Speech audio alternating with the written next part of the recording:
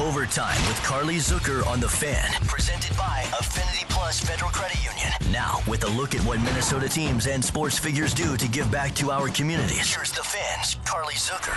Welcome to another episode of Overtime. I'm Carly Zucker, joined by my producer, Brianne. And thank you, of course, to Affinity Plus Federal Credit Union. Have to give them a huge shout out because they are doing so much in our community right now that is relevant to what is currently going on in our Black community. And I think that that is a conversation that we need to have. That is something we need to give a voice to and not ignore. And so joining me via the phone and also just a video conference, we will be able to see each other. Unfortunately, you guys will not. I have Ayo Idowu and Aaron Abram. And Ayo is a really successful co-founder of the Line of Scrimmage, LLC, which is a coaching and consulting group in Minnesota, specializing with young athletes around the Twin Cities. And Aaron Abram is a lawyer specializing in criminal justice and family law in Eau Claire, Wisconsin, but he actually grew up in North Minneapolis. Both of them strong voices, important voices. And it's a real privilege for us to be able to talk to them today and get their perspective of what has been going on in our community. And I think it's time that we listen.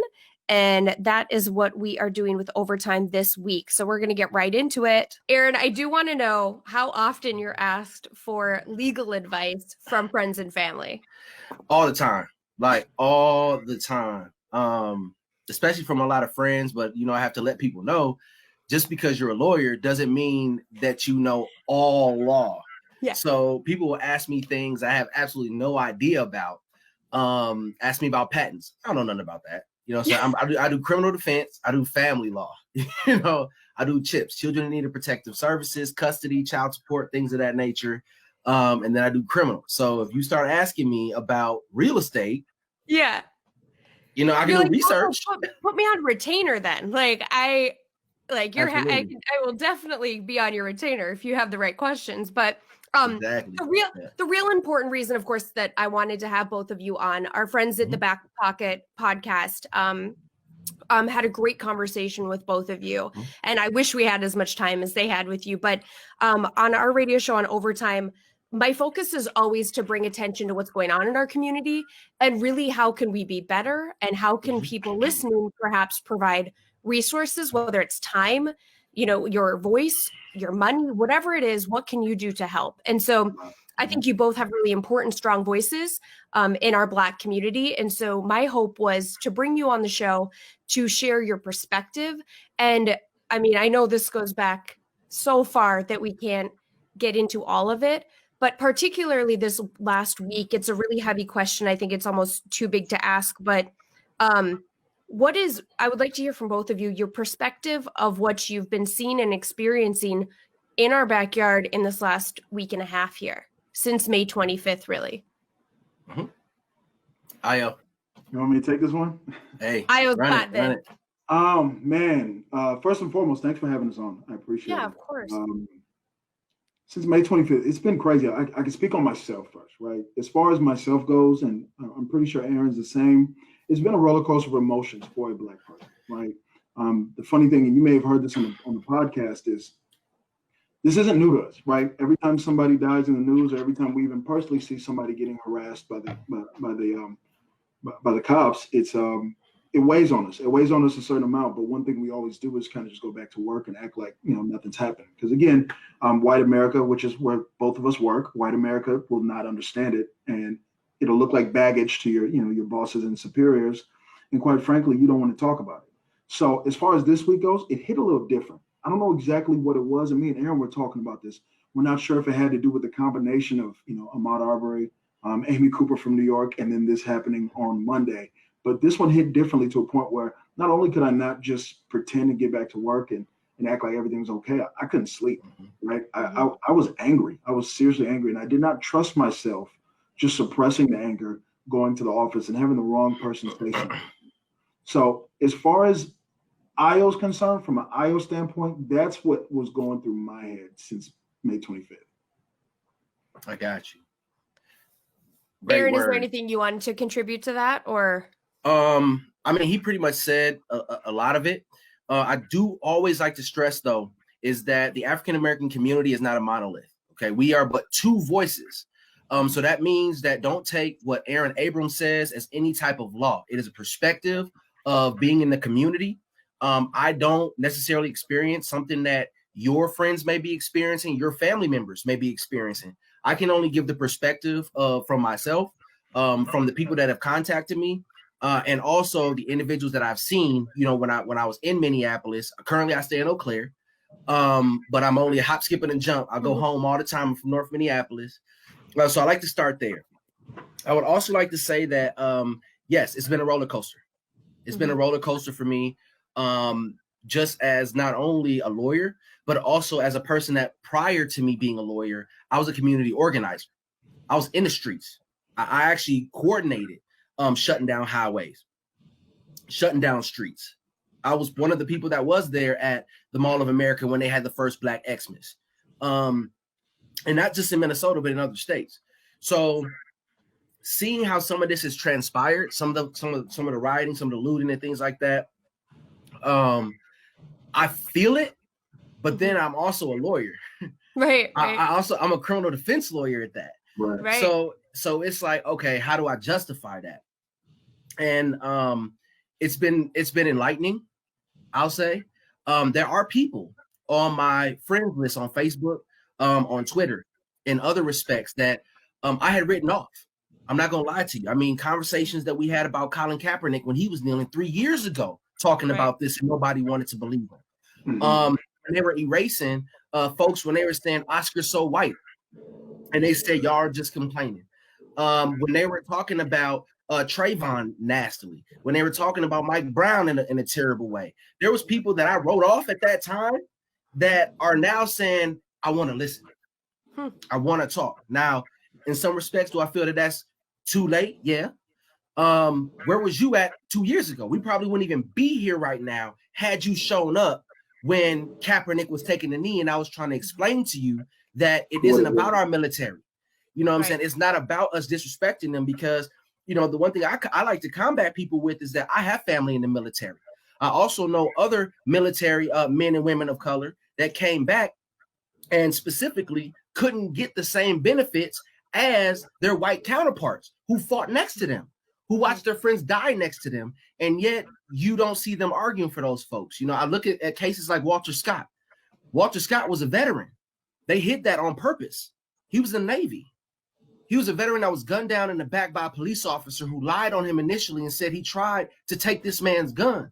And when I showed them the video and I showed them that he was a veteran, there was still radio silence.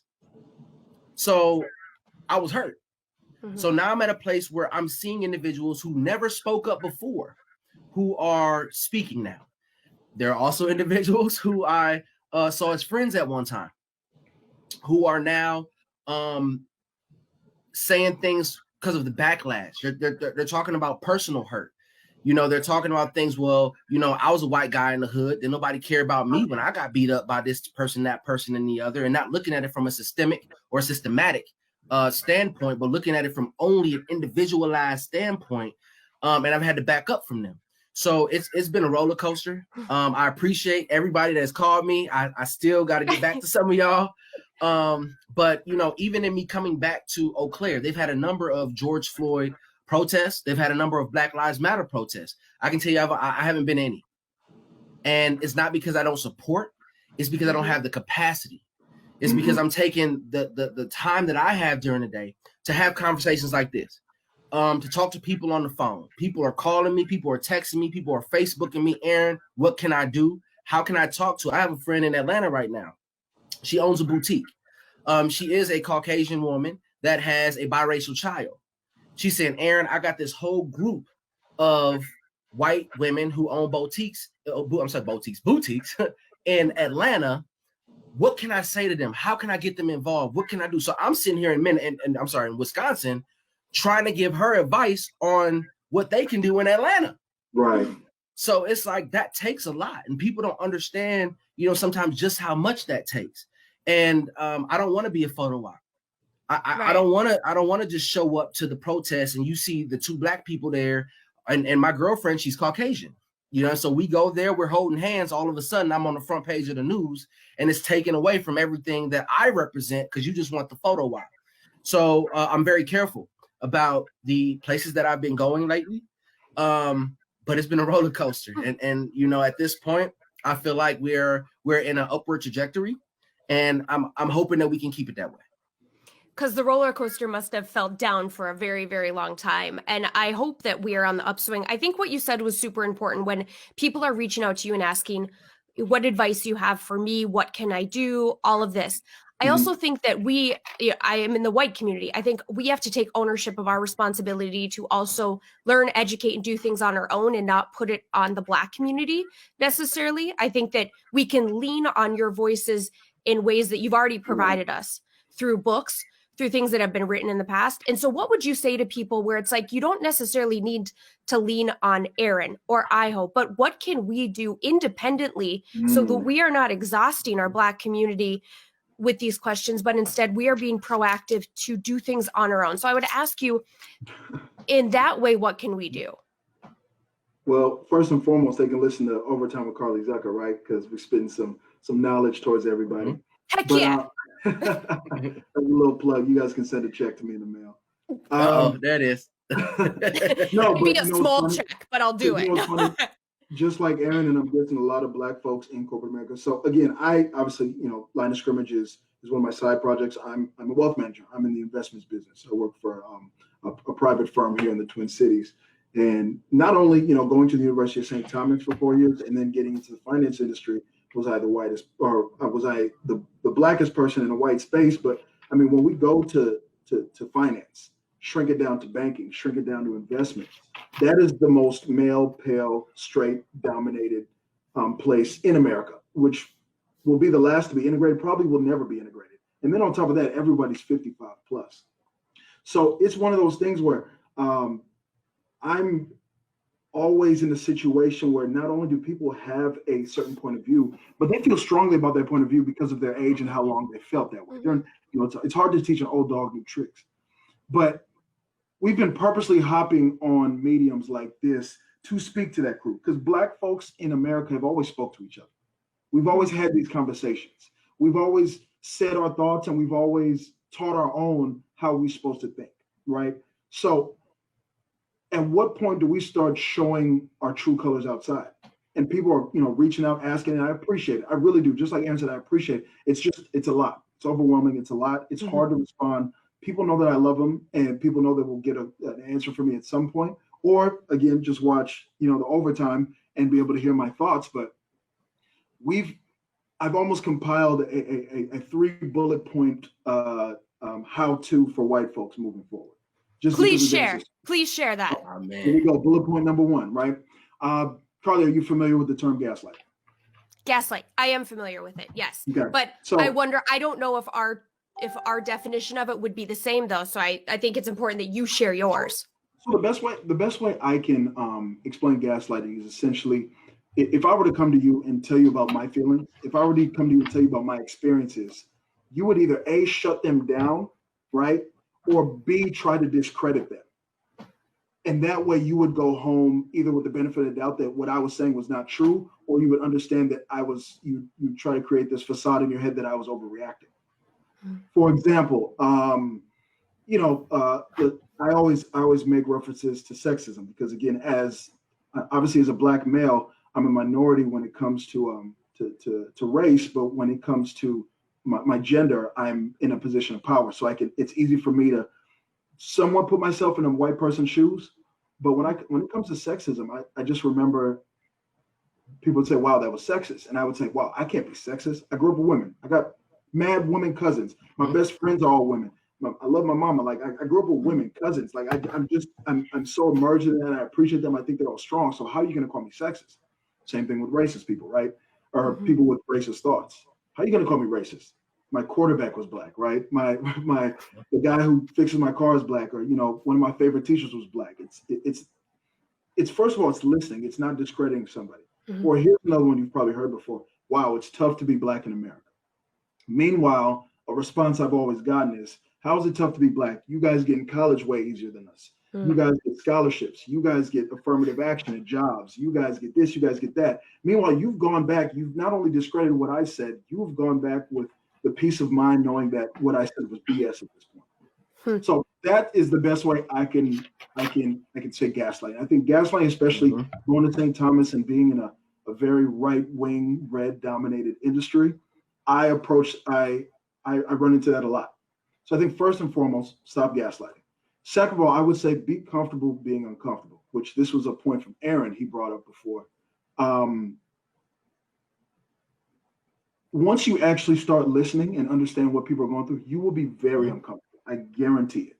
There's going to be a side of me that the person in the next cubicle has never seen. Why? Because Black people are natural code switchers. In order to be successful in order to be successful, period, especially in the Midwest, you have to make it through white America. Facts. But we cannot show ourselves, our true selves, in white America. So what we do is code switch and become a character. We almost become, when the director yells cut, and we exhale our gut, and we're not actually as in shape as he thought, or we start talking different. That's exactly what it is. I step into the office, no matter what's going on, ready, action. The minute I leave, and scene, right? So you're going to be uncomfortable with the things that you had no idea that you heard. And it's important that you listen, understand, and are comfortable being uncomfortable, because that is the new reality. Right? So then third and most importantly is using your voice, speaking up. Now, me and Aaron are different in our community in the sense that we've spent probably most of our time since we were 16. Me for 16, you for freshman year, Aaron, because you went to the Blake school. But most of our time with white people, right? Whether it's education, whether it's our workforce, whether it's business or my professional sports career, I've spent a lot of time with white people and been immersed in white America. So I've been able to speak up, and I'm going to do more now, but I've been able to speak up when I see or hear injustice. But one thing we will never have is we will never have the ability to be in a 100% white room, ever. Anytime I'm in a room, there can't be 100% white people in there. So I can only say so much, or folks can only listen so much. But what happens when I exit? Or what happens when I'm not at the country club? What happens when I'm not up north at the cabin? White folks, once you've stopped gaslighting and started listening and understand, you need to hold each other accountable when we're not there. It speaks so much more in volumes when you guys can call each other out and make sure you're policing each other. Again, I'm going to take it back to sexism. When I'm in a locker room with football players and people start making sexist comments, I've started to realize just by letting it go or not saying anything, I'm on the other side. I've chosen a side. You're never neutral when it comes to any type of ism.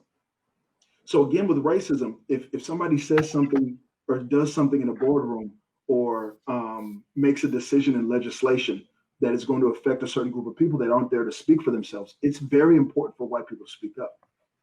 Why, for example, let's look at right now. I mean, if you look at history, the only time Black people have been able to ever make anything happen is when we create pressure on our governments, right?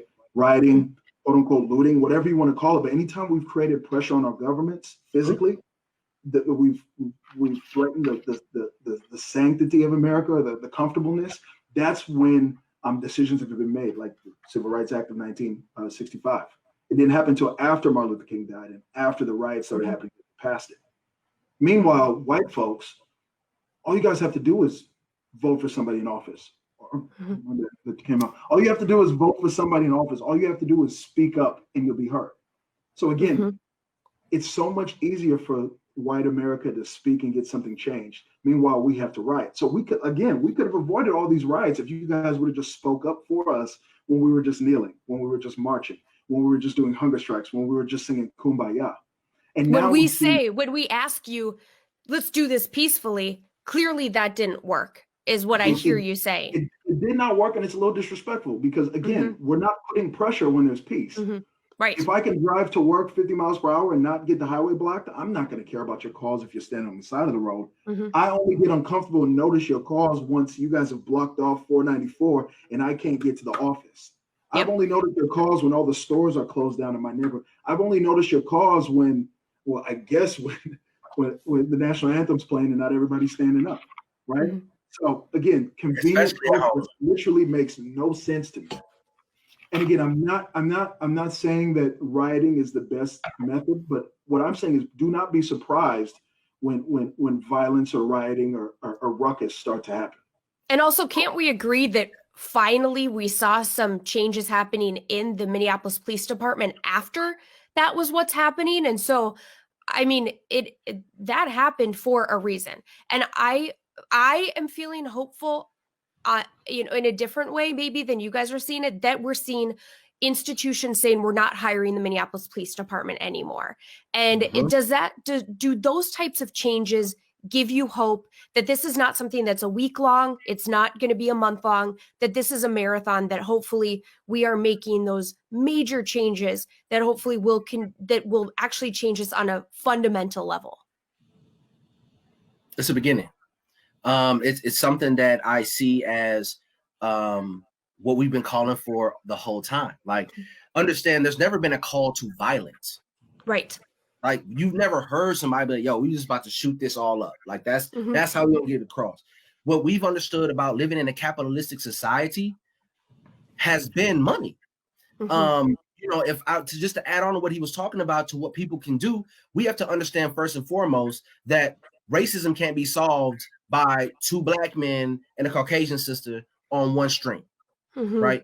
Once we understand that, then we can see that we need to do research on our own individually and move forward. One of those things that people have to become uncomfortable with is the fact that white didn't exist in America until the 17th century. Let's not act like race has been something that the world has ever known. Everybody else has been based upon location. Period. So it wasn't until it was codified into law. And why would you codify it into law? Well, you codify it into law because that way you give me what I feel you owe. It's money. It's the way in which we justified finally just enslaving African Americans by themselves. It's money. So right now, what you're seeing is Best Buy, Target, Wendy's. Wendy's got pressured because one of their franchisees was spending $440,000 to the Trump administration, who's saying that we should sick our military on protesters. And even some of our military brethren have already said that's not okay, including General Matisse. All these people are saying these things because of this. I can believe that there are some people inside, that truly believe that Black Lives Matter. I also am going to ask you, what does your board of directors look like? Right. What does your managerial structure look like? You know, how is it that all of a sudden, this isn't new. Like, this isn't, now people can say it started with Trayvon. It only started with Trayvon because it started being recorded with Trayvon. Right. But we've been saying this the whole time. So why is it, something happened.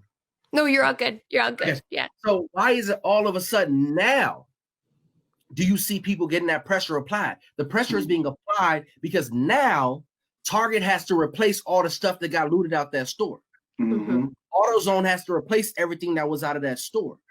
Taco Bell, whether it be a franchisee or the actual entity, has to rebuild that Taco Bell if they choose to do so. So the money is always what's spoken to people. Look at what happened with Colin Kaepernick when he was taking a knee. These people didn't go out, a lot of them, and start fighting folks and doing like, they started burning their merchandise. It's symbolism. And we have to understand how symbolism works in our entire country. Symbolism works for every other culture. If you're Jewish, you see the menorah, it means something. You know, if you are part of any culture, you see that it means something. Well, guess what? In America, we also have symbolism. It's not, to me, and I talked to my boy Efron about this in depth, it's not a surprise that the same way in which Colin Kaepernick tried to tell you that police brutality was a reality for African Americans by kneeling is the same way that George Floyd died.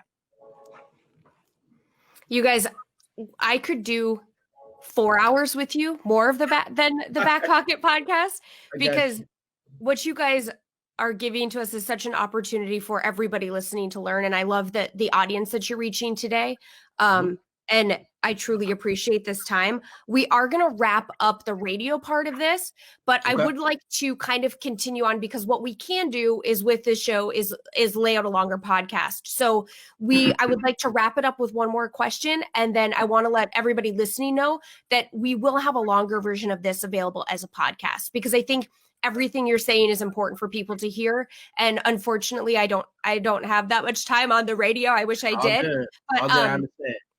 So I want to wrap up with, I think, Ayo, you talked about, I think what you talked about with your bullet points was really us being an effective ally and really being truly effective and what we can do to help. I also wanted to know if there's anything that you're hearing within our community that we need, as far as, I know that people are trying to give donations, if there's any organizations out there that you guys are familiar with that our audience could help right now. Boy, are there. So I'll start. A million, right? It is. I'll start, and then I'll throw it to Aaron. I'm sure he's going to dunk it, right? He's got a few. So essentially what I've been doing myself, again, I personally have been pretty affected by the events that happened. And I decided to channel my energy and my anger, because I could not get any work done, towards taking stuff to the places I know. I was raised in St. Paul. I'm a St. Paul native. I know exactly where it's been hurt, and I know exactly what community centers need things. So I've just taken stuff myself. I went on Facebook and I told folks, if you want to donate. Start with $1,000, then $3,000, and now actually today we're just north of $22,000. It's ridiculous. Wow. So what I've been doing is just leading teams of guilty white folks from the suburbs to Lake Street, to Midway, and to North Minneapolis, just dropping stuff off where it's needed. I think first and foremost, I think that was the immediate effort, just because I hate donating to a link that I don't know where it's going to. And I knew the minute that money hit my account, I was going to the store and getting it to people. But now that we're about a week and a half out, it's time to start looking at the long-term picture. One big issue out there is the fact that gentrification is very real. And these neighborhoods don't look like they have looked like. A lot more Carlys are living on blocks that I grew up on than Aaron's and Ayo. And now that there's a drop in housing, in home values, it's only going to speed it up for these big PE firms from New York to buy them up and start building a Starbucks or a Whole Foods. There's an initiative called Buy Back the Block. We can put some money to Buy Back the Block if you really want to help keep the not the sanctity, but the culture of South Minneapolis, North Minneapolis, and Midway, Frogtown, St. Paul. What that's going to do, it's going to hopefully create a fund, and the fund will be able to keep Black business afloat during this time that they're not there. And then also it's going to help homeowners buy homes for the first time that look like me and are from places that I'm from. I know the George Floyd Fund is doing extremely well. I believe that's almost up to 10 million. So I'm not going to say that you shouldn't donate there, but there's a lot of places that are hurting because they're not the popular places to donate. The Lake Street Fund has about 3 million, and Aaron's from North Minneapolis. So I know he's going to talk about some of the funds in North Minneapolis that aren't getting enough attention there. But first and foremost, I'd say, just delivering food to a lot of the kids that A, aren't in school because of COVID, and B, can't go to grocery stores. There's a lot of places. I know Prodeo Academy over in St. Paul, they're doing home deliveries for their kids, and the YMCA on the north side also. So I'm going to keep that as short as I can, because I know Aaron's got links on links. I just got a couple. I love it. I just got a couple. So the first thing I would say is the Minnesota Rapid Response Coalition. Okay. You can just go Google that. You can find that. I also am a person that believes in verification. I don't just like giving money or telling people to give money to organizations that I don't know where the bread is going. I don't know who's handling it, because that's how, I hope they don't hear this, that's how you end up with a Red Cross, where all of a sudden you're giving all this money, but only 1% is actually being produced for the people. I have other links on deck all day. Another organization. Well, if you don't mind, maybe we could push them to your social. Are you both of you posting on social some of these links? Me personally, my social media. We talked about Black people having layers and facades. I also have entities on social media that are not of the person you're seeing in front of you right now. So personally, my social media is private.